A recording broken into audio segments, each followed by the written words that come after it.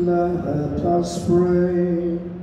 O God, who from the living and chosen stones prepare an eternal dwelling for your majesty, increase in your church the grace you bestow, so that by the new growth your faithful people may build up the heavenly Jerusalem through our Lord Jesus Christ, your Son, who lives and reigns with you in the unity of the Holy Spirit, one God, forever and ever.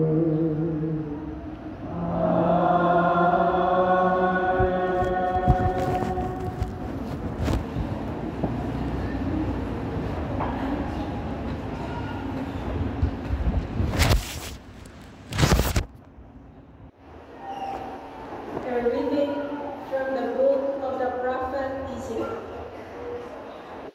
The angel told me, Ezekiel, back to the entrance of the temple of the Lord, and I saw water flowing out from beneath the threshold of the temple toward the east, for the facade of the temple was toward the east.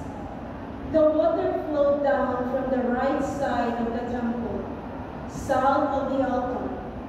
He led me outside by the north gate and around to the outer gate facing the east, where I saw water trickling from the right side.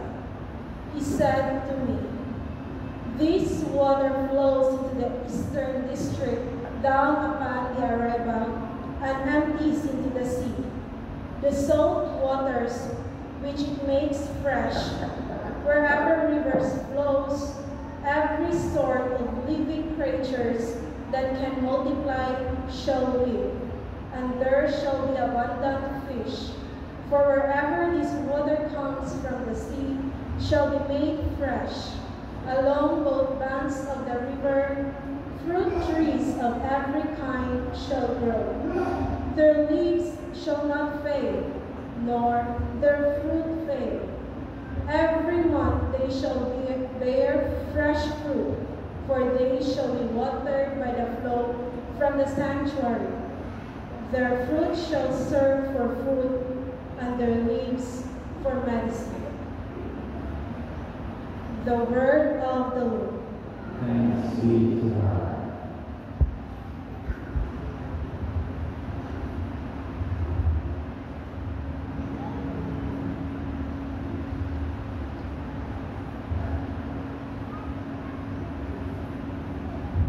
The waters of the river flooded the city of God, the holy dwelling of the Most High. The waters of the river flooded the city of God, the holy dwelling of the Most High.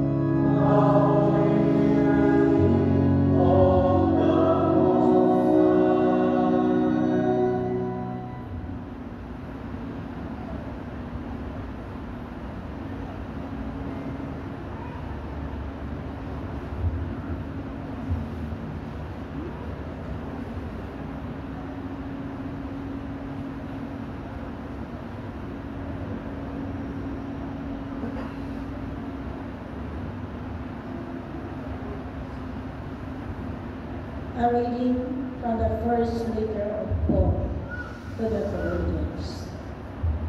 Brothers and sisters, you are God's building, according to the grace of God, given to me, like a wise master builder. I laid a foundation, and another is building upon it.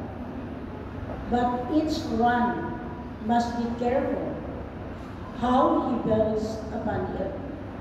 For no one can lay a foundation other than the one that is there, namely Jesus Christ. Do you not know that you are the temple of God, and that the Spirit of God dwells in you? If anyone destroys God's temple, God will destroy that person. For the temple of God, which you are, is holy. The word of the Lord.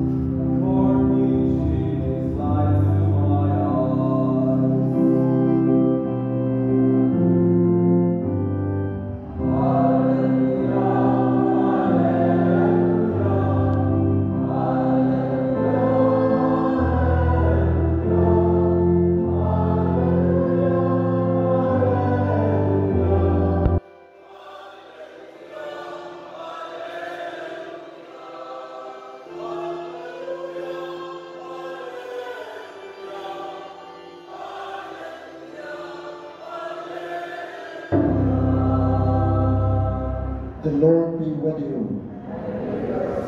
A reading from the Holy Gospel according to John. Glory to you, Lord. Since the Passover of the Jews was near, Jesus went up to Jerusalem.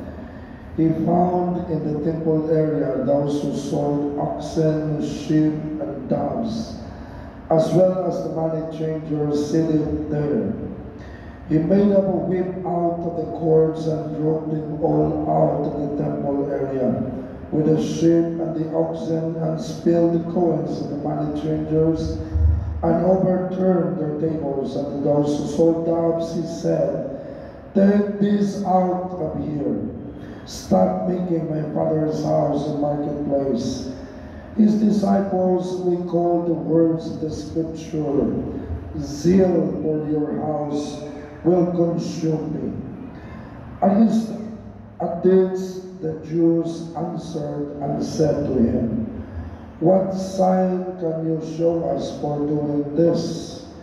Jesus answered and said to them, "Destroy this temple, and in 3 days I will raise it up." The Jews said, "This temple has been under construction for 46 years, and you will raise it up in 3 days?" But he was speaking about the temple of his body. Therefore, when he was raised from the dead, his disciples remembered that he had said this, and they came to believe the scripture and the word that Jesus had spoken. Brothers and sisters, the gospel of the Lord. Mayong puntal sa tanan. November 9 magkaroon, nasulod sa Sunday, muna na dili malimausap every November 9.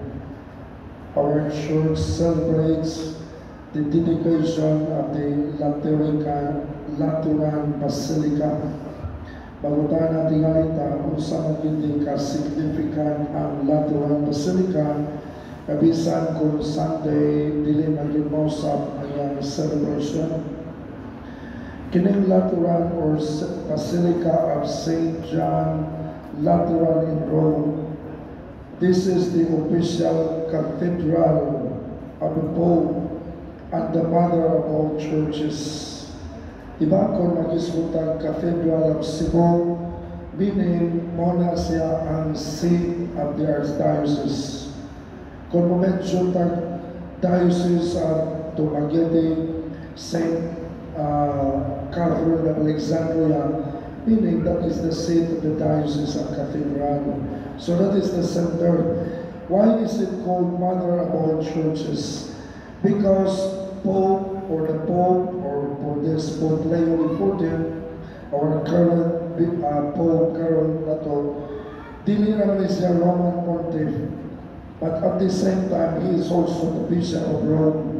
As a Bishop of Rome, the Pope celebrates as of the Last Supper on Thursday, kining ginganlan o Basilica of St. John Lateran. Daghang pamutana, Cathedral mo sa Rome. Anong ginganlan ng Lateran Basilica? The name was given Lateran Basilica after the family na di-donate nini maong land or area or property. Ang angkot sa tagiya nini Laterani family. So in honor of the family that donated this land, this area, so it was given the name Moniginganlan of Lateran or St. John Lateran Basilica. Going to the historical part of this Cathedral of Rome or Basilica, duha man ikabuo because in 19th century, the Lateran Basilica was dedicated to St. John the Baptist. But 12th century, it was dedicated to St. John the Evangelist. Una siya nga, the official basilica's title is Arch-Basilica of the Most Holy Savior of Saints John the Baptist and John the Evangelist at the Lateran, which is also known as the mother at the head of all churches at the city and at the world. Kaya di ni matagikan din without this cathedral, nangatawag ang nakalilaing cathedral sa different parts of the world.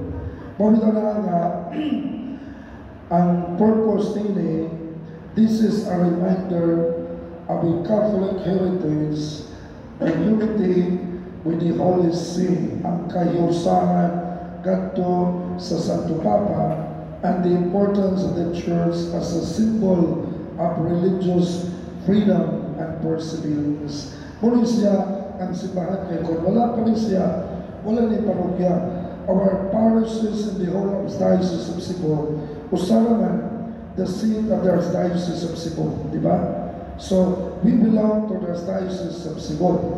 And the first diocese is the Diocese sa Rome. Muna siya nga, akong gingon kaganina, ang Santo Papa nato, dili lang din siya head of the Roman Catholic Church or the Roman Pontiff, kundi gikonsider pa niya the Bishop of Rome. Muna nga mother of all churches. Dito tungod kay sa tumitaw pamalando karon, the gospel dimension in him. Destroy this temple, and in 3 days I will raise it. The evangelist clarifies that Jesus is not talking about the temple of the stone or temple made of stone in Jerusalem. He was referring to the temple of his body. When he rises from the dead, his glorified body becomes the very dwelling of God and the encounter in and through Jesus, the risen Lord. Muna siya nga, ginganlan man ang simbahan, di ba? The mystical body of Christ. So kita ang lawas ni Kristo. Muna siya nga, tuhaman na itong diskutan din in the earth as the temple of God. Muna nga, makita na ito, kinimita ang unity sa mga Santo Papa, sa Santo Papa, sa nagkalain-lain ng mga arsobispo or bishops, different dioceses and archdioceses over the world. Panagnitan, kinatong arsobispo karon bago man na natudlo, si Bishop Todo Manifel, bago sa natudlo Archbishop dito sa Haro, sa Iloilo. Next year, sa June 29, ang tanan nga na-appointed Archbishop, mga tulis na sa Rome, on the occasion of the feast on June 29 of Saints Peter and Paul. Ang ilang loyalty, ang ilang unity, gantugin sa Santo Papa. Karang ito sukog ni Archbishop Palma din na mga cross, na mga panit pa na siya, skin na siya sa sheep. Because the Pope, the bishops, and priests, we are shepherds of the church, diba? Kanang panit man na siya sa karnero. Kung yung gidesign na siya, gitailor na sa bayo, doon ang religious community nga in charge niya na. Kung in June 28, ibutang na kanto sa Holy Sepulchre of St. Peter sa lungganan ni San Pedro, the first pope of the Roman Catholic Church. I-overnight o vigil sa dito, ibutang na to sa lungganan ni San Pedro. On June 29, muna ipangsulog sa Santo Papa, tanawan ninyo on June 29, ang tanan nga na-appointed Archbishop from different parts of the world, they will gather on that feast. And the Pope, as a symbol of unity, the successor of St. Peter, diinimong simbahan, iyang ipangsulog nganto sa mga bagong arsobispo. The symbol of unity, their loyalty and their connectedness to the head of the church. Wala siya na atong nimitan ko, una sa kanan, ang atong connectedness to the city of Rome, to the successor of Peter. Wala siya na daghaningon unsa ini o kinsaman ang simbahan. Daghantang mga parokya, doon ako'y nabawaan na science sa bukid. Mga 5 hours dito, naiyong kaistanan sa Torpitang Bukira, basta yun siya 5 hours pero bukid dito sa Northern Luzon. Pag-abot niya dito sa bukid, yung survey dito, 200 man ka mga households. Sudaghan din ang parokyano. Although kamay pa ang kapilya, start pa man ang parokya, unang siya na iyang i-survey, iyang kinisitahan ang tanang mga parokyano dito. Pero nito kayo kay weekdays, daghan ang manimba, 5 ra ka buok. Ang pare, ang iyang gitarista, iyang kusinera, iyang driver, o gatong salingan sa parokya niya. Ato lang yung balik ko na itong microphone. Mula siya na, pag-abot niya rito, sa bayan, nawarin siya. Pero yung kasante, mudaghanan, munapong naman sila kabuo. So daghan na nilakay, more than one kay hindi naman siya, di ba? Napong nagabuo kay na may bagong yung mga religious community na napurna. After 1 year, all yan, napong kabuk manimpa. 5 kabuk sa weekdays. Namalit siya daghang kay trumpa. Punta niya ito sa top sisibahan. November 9, Feast of the Dedication sa Lateran Basilica. Iyang i-announce Domingo, alas 8. Kusog kayo ang trumpa. Naminaw ang mga marintels dito. Unyani ko ng pare, kaganina alas 3 sa kadlaw, namatay ang atong simbahan. Namatay ito simbahan. Yan ang ito simbahan. Namatay ko ng atong simbahan. Ilubog sunod Domingo, alauna sa hapon, palihog o palambong. Di mga marites na nag-istorya dito. Namatay ko na itong simbahan. Ilubog ko na sunod Domingo, alauna sa hapon. Wala pa yung alauna. Alas 11 na ko na ang simbahan. Wala tinaghaan ang tao dito. Bisan pag kalimahon pa rin pinaghanon sa yati, pinaling pagkaroon. Puno kayo ang simbahan. Unya, pagtanaw nila, napoy lumon dito sa Tumangon. Sa Peso, kaya napatay magkakaroon ang simbahan. Bisa launa, pagkawag-bisa sa paring, di ko ng paring last viewing. Sudah po din viewing. Una siya na, akong giyamyo, linya, tagsa-tagsa, kiyaplihan sa paring, ano na, pagka-apply sa lungon, tanan ng linya, tanan ng lingkod, pros na nasyapa, nagtanaw na lang sa simbahan.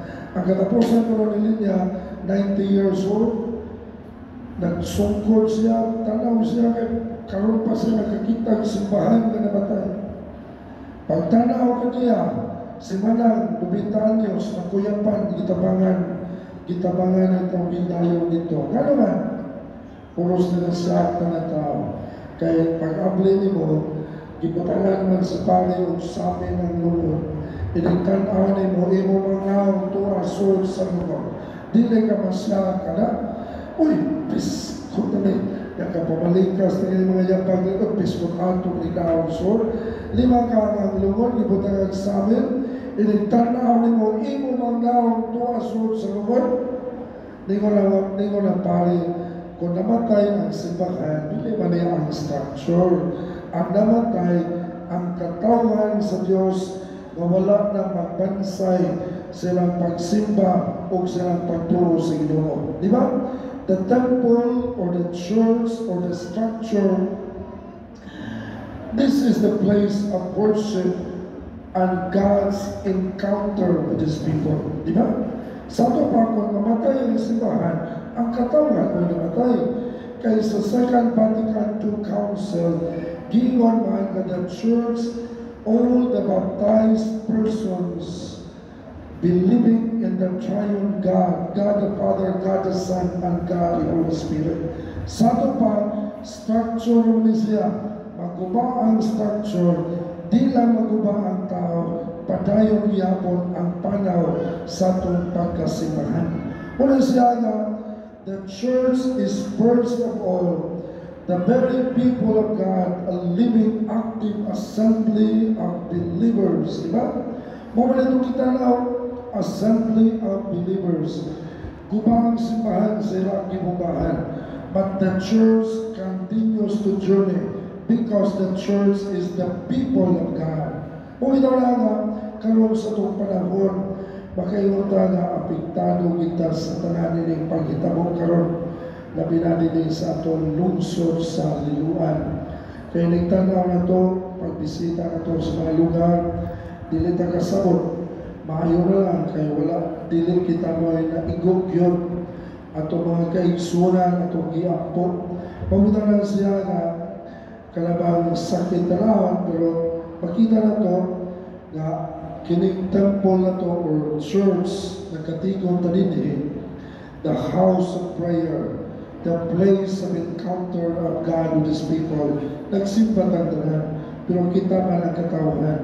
Nalipay ko, nag-uul ko ng tanaw pabisita dito, tungkol lagi sa mga pag-itabo.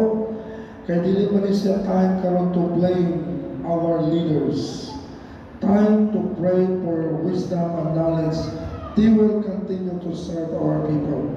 Ang ato lang, unsay ato mahimo. Daghan na lang wag ato mga kaila. Nagbaha pa din ha. Pero nagbaha kanitong ang ato parking area, patanas doon ka nagbaha. Kaya si baha, di na naman stungod ang tubig pagpagyo. Tupong naman din na sa first kanang tikang na to din ha. Ipapaw naman na to din kaya padong naman kaigo ang atong mga outlets sa kursilahan. Pero itanaw mo on the other side of the world, makita mo kalisod yan. Tawag sila din naghatod o bugas. Kanang bugas na 15 ka buong gikalas na bantayan na naigong po sa lino, pero murang kayo kabanga sila ipaghatag ng punta sa dito. Pero they have the heart to share something na. Kung ito na nawag ng Mindanao, hatod sa dili, natay ipa-deliver na 30 ka sa bugas, nasa tayo ipanghatod niya din atong ipanglipa, atong ipanghatag mga candles, tanan ninyong ipanghatag paglino, diabot na katong second collection of 21,000.